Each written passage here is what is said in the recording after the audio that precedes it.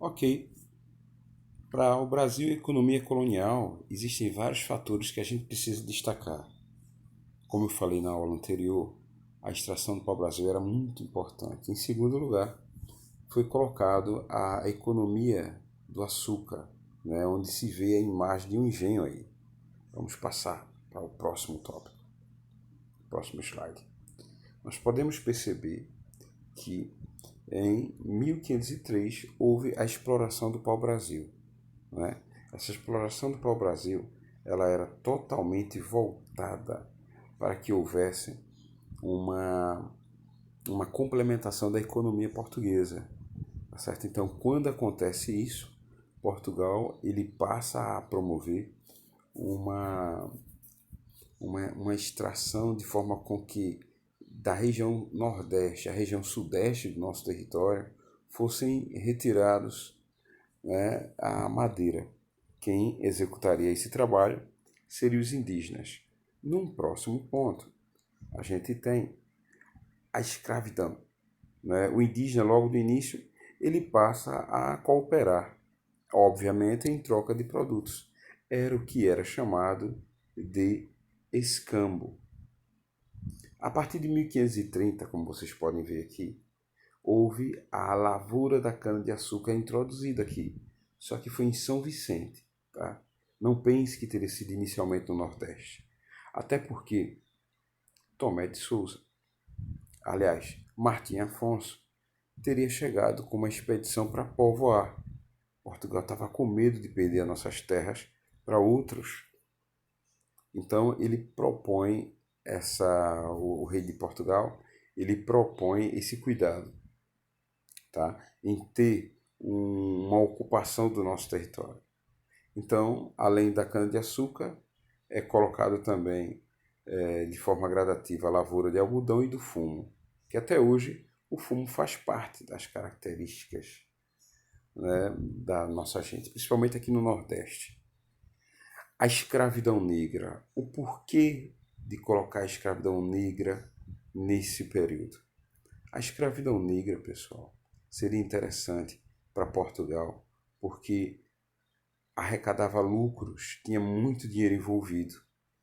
Uma das desculpas era que o indígena ele não conseguiria trabalhar sobre aquela pressão, né? Então passou a ser da escravidão negra mesmo, porque já teria conhecido na África a forma de trabalhar, né? Os escravos, alguns já sabiam, porque a cana-de-açúcar já teria sido descoberta lá há muito tempo. Em 1695, como vocês podem ver aqui, houve a descoberta das minas de ouro, né? Na região das Minas Gerais. E isso mudou completamente aquela região. Antes de um local onde era muito comum o verde, né, a não habitação, para um local em pouco tempo muito urbanizado. Vocês podem ver que é uma cronologia do desenvolvimento da nossa economia. Embaixo, 1503, depois sobe para 1530 e posteriormente vai para 1695. Vamos passar para o próximo. Características da economia colonial. Vou falar sobre essas características. No primeiro tópico, nós falamos da produção econômica no Brasil, organizada para atender o mercado externo. Era muito comum colocar esse mercado, né, para ser a fonte de renda dos portugueses. Por isso que no segundo tópico, como vocês estão vendo, fala do pacto colonial. Sim, o Brasil tinha um pacto colonial. Né? O Brasil tinha que se dedicar à agricultura tropical ou atividade extrativa, né? Ou mineração, ou vegetal. Era proibido ao Brasil concorrer com Portugal. O próximo tópico. O que quer dizer isso? O Brasil, de forma alguma, poderia realizar a produtividade de produtos que Portugal fizesse também. Né? Se o Brasil vendesse para Portugal e ele vendia para Portugal, era bem pouco os recursos, era bem pouco o dinheiro, o valor das mercadorias. Por outro lado, Portugal, quando comercializava, vendia alguma coisa para o Brasil colônia, o preço era exorbitante, era muito caro. Outro ponto, a colônia só podia produzir o que a metrópole não tinha condições de fazer. É uma forma de evitar a concorrência, tá? A função da economia colonial era servir aos interesses da metrópole. Como uma colônia, era muito comum ser promovido esse ponto aí. A economia canavieira, como vocês podem ver aqui nesse mapa. Aqui são as localidades. Então, nós temos Recife, Olinda, né, Porto Calvo, Penedo, Cachoeira, tá certo? E vocês podem perceber que existia também na região sudeste aqui, ó, os engenhos, Vitória do Espírito Santo, Campo dos Goitacás, existia, mas é na região nordeste que vai existir um progresso muito considerável, tá? Então, até aí tá bem tranquilo o conteúdo. Vamos passar então. Século XVI e século XVII, o auge no Nordeste, né, da produção de açúcar, principalmente na Bahia e Pernambuco. Bahia, lembrando, primeira capital do nosso território, do nosso Brasil, né, e Pernambuco posteriormente. A gente pode ver que o solo e o clima eles eram favoráveis, né, o solo de Massapim, o clima que era essencial para a produção da cana-de-açúcar. Experiência de cultivos, Açores, Cabo Verde e Madeira, significa que em outras localidades também fizeram a produção, né? Antes mesmo de chegar até o nosso território. Tá? Alto valor na Europa. A produção do açúcar era muito alta. Como eu falei, era o ouro branco. Então, o açúcar muitas vezes ficava até de herança. Os pais deixavam de herança para os filhos. Esse último tópico fala sobre a participação de capital holandês. Muitos holandeses financiaram a produção. Eles faziam o transporte, eles faziam o refino e a distribuição do açúcar, tá? Na Europa. Eles tinham muito conhecimento, os holandeses. E a questão de purgar, de deixar o açúcar mais branco, de qualidade, era com os holandeses também. Vamos para o próximo ponto. A economia de plantation. O que seria isso, economia de plantation? Grandes propriedades, latifúndios, né? E essa produção de latifúndio, ela era justamente voltada para que em grandes extensões de terra pudesse produzir um único produto, né?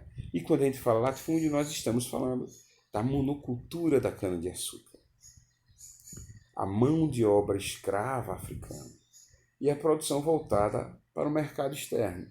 Então, veja, o engenho funcionando ali a todo vapor. A produção, mais uma vez, era voltada lá, para a Europa. Obviamente iria para Portugal, para depois irem para outras localidades. Foi a partir do engenho, pessoal, que começa a haver o desenvolvimento das regiões do Nordeste. Para vocês terem uma ideia, o senhor de engenho ele tinha tanto poder, ele tinha tanta autoridade, que isso fazia com que o poder dele ultrapassasse as barreiras do engenho e fosse respeitada nas vilas que fossem aparecendo ali. Tá? Então, esse slide fala sobre a economia açucareira, o sistema de plantation. Vamos passar para outro. Aqui, unidade de produção. O engenho, como vocês podem perceber, né?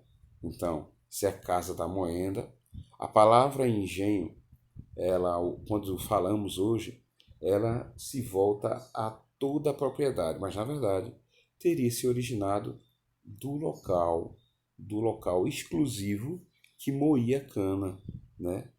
Transformava a cana num líquido, né? Naquele líquido, e depois era colocado, pessoal, para cozinhar ali, né? Era colocado no fogo e depois passar por todo um processo de secagem até transformar no açúcar. Tá? Olha aqui. As partes de um engenho. Nós temos então a casa grande, né, onde ficava o senhor, tá? Vários cômodos. Não pense que tem muitos móveis como mostram nas novelas, não, de forma alguma. Tá? Temos também a capela, tá certo? Onde existia uma igrejinha. A senzala, tá certo? É onde escravos ficavam durante a noite. A casa de engenho, que é justamente essa que falamos, né? A casa onde existia a maquinaria, a engrenagem, e os escravos e o responsável pela produção do açúcar estaria lá também, é casa de purgar. Casa de purgar seria o local onde o açúcar era passado por um processo e ficaria branquinho, como a gente conhece. Tá? Essa é a produção do engenho. Bom, aí dá para ver muito bem, né, uma região onde tem de forma bem clara nessa parte direita a casa, né? Vocês podem ver como é grande, tá? As outras localidades que poderia ser a senzala, por ser fechado, por não ter porta também. Uma outra porta era para acesso, obviamente. Temos uma capelinha aqui, ó, né? Porque os católicos foram responsáveis por fazer com que a nossa religião prevalecesse, o cristianismo, né? Então veja aqui, como podemos observar. Casa grande, residência do senhor de engenho e família. Senzala, ambiente insalubre, destinado aos escravos. Os escravos dormiam no chão, dormiam amontoados uns com os outros, né? A moenda, aquele engenho, aquela engrenagem que extraía o caldo, né? O líquido do açúcar.